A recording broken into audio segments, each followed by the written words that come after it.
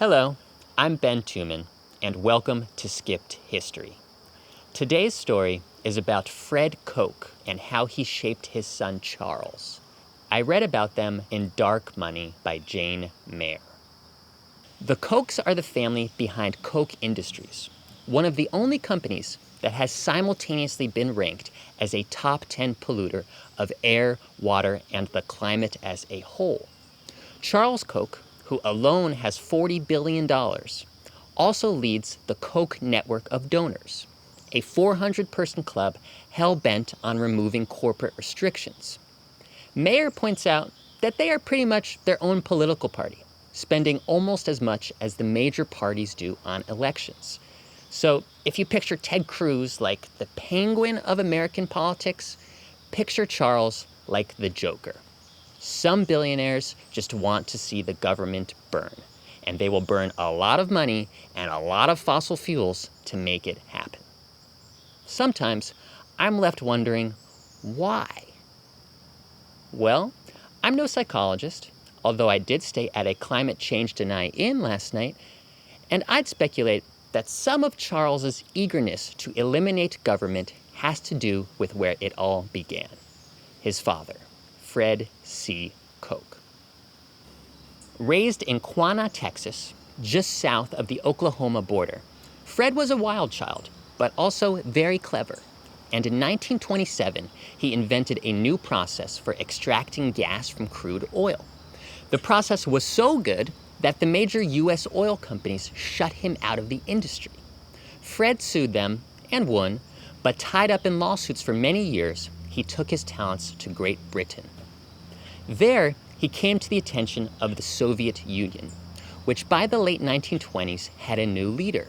This guy, aka the hot revolutionary whose poster you almost hung in your dorm room before you realized it's Stalin. According to Koch family lore, when the Soviets telegrammed Fred for help setting up new oil refineries, Fred tore the telegram up until they offered to pay him in advance. Then he took the job, and with rubles in hand in 1930, he helped the Stalinist regime set up 15 new oil refineries. Curiously, the official Koch Industries history then skips from 1932 to 1940. 1932 to 1940? Who could Fred have worked with during that time that the company wouldn't want to publicize? Oh, right, this guy, whose poster you never hung in your dorm room because you knew it was Hitler. The Führer also turned to Winkler Koch Engineering, as the family biz was then known, for help fueling the Nazis' military escapades. During the 1930s, Fred traveled frequently to Germany to advise on construction of what became the Nazis' third largest oil refinery. 42,000 civilians later died in the Allied offensive that destroyed it. You could say there were some casualties on the home front too, because one does not simply work with dictators without kind of becoming one yourself. Case in point. In 1938, Fred wrote he was of the opinion that the only sound countries in the world are Germany, Italy, and Japan, because they are all working and they are all working hard. Now, I'm no economist, but it is crazy how the fastest way to get unemployment to go down is to either ask Jared Kushner what he thinks and do the opposite, or to force people to work. Which, by the way, is exactly what Fred did to Fred Jr., aka Freddie, born in 1933, and Charles, born in 1935. Fred would refuse to let them play with their friends and made them pull dandelions and dig ditches to instill in them a strong work ethic and desperate need for therapy.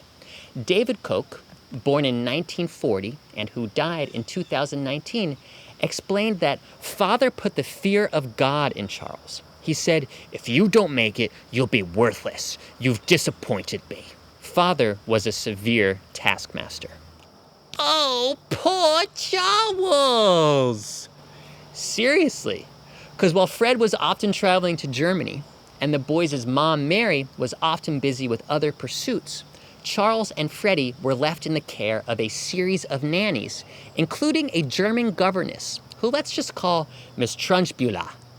Miss Trunchbulla, a fervent Nazi and huge Hitler fan, enforced a strict toilet regimen for the boys, and for fun, read them things like Der Struwwelpeter, an 1845 children's book with a series of very German stories, like Struwwelpeter, about a boy who doesn't groom himself and grows into a disgruntled member of Bon Jovi, and Die Geschichte mit dem Feuerberg, about a girl who plays with matches, sets herself on fire, and then still has to do the wave with two enthusiastic cats. So combine the iron fist of Fred with nannies like Trunchbulla, and you get an authoritarian upbringing that affects us all. A report by a researcher who reviewed private family correspondence suggested that Charles's hatred of government and his belief in libertarian policies can only be understood as an extension of his childhood conflicts with authority. And after his dad died in 1967, the only things left in his way were the courts and the government. And this tailor who cut off a boy's thumbs when he refused to stop sucking them and forced him to audition for the Nutcracker. So you kind of get why Charles would want to remove all restrictions on his behavior as an adult. As a child, he was forced to live out the real-life version of holes. On the other hand, just because you have daddy issues doesn't mean you have to take them out on everyone. Nor does it mean you have to irreparably harm the environment. Nor does it mean you also have to work with Nazi sympathizers. But when Charles made his first foray into philanthropy, that's exactly what he did. And his first target wasn't the government or the courts, but education, with reverberations that we still feel to this day. Tune in next time to learn more about that bit of skipped history.